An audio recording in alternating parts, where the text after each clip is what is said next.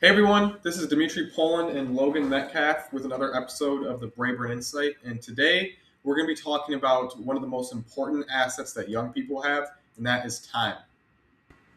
So, Logan and I, we do meet with a lot of young people, and one common theme that we see all the time when we're meeting with people that are in their 20s, 30s is the excess amount of cash that they've saved up in the bank for their savings. And for a lot of people, there's a common misconception that they feel the best way to build wealth is to just stack paychecks into a savings account and just continue to do that over and over. And depending on your financial objectives, that could be a successful strategy for near-term stuff.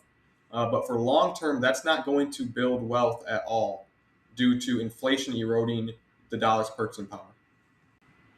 Yeah, and once you have a little bit of money saved up, you are going to have some freedom to branch out. So you're looking at a 3 to 6 month emergency fund. And once that's established, once you have a nice cushion, you want to start to get your money working for you.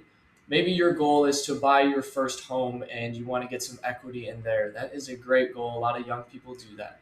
Another thing that you can do with your money is have it start working for you in the market and get some compound growth. The sooner that you start investing into the market, the more opportunity you will have for growth. So let's use an example. Let's say the market's growing at 7% a year and you're investing $500 a month at age 25. And you do that for 40 years. You want to retire at age 65.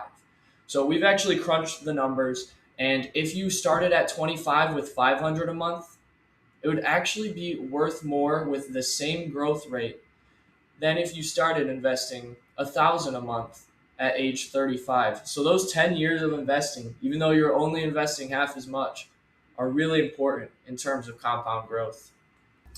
And so when you dive deeper into the math with Logan's example, the early investor put in around $240,000 of principal throughout that compounding period versus the other investor that put in $360,000 throughout that compounding period. So the later investor did put in more money, but the early investor did come out on top with more of a nest egg after those compounding years. Now, look, everyone's financial picture is different, so I'm not saying take whatever you have in the bank and go put it into stocks right now. It's important to look at what your objectives are for the short term and the long term. But this is just a common theme that Logan and I see with young investors, and it's something that we thought was necessary to talk about. Mhm.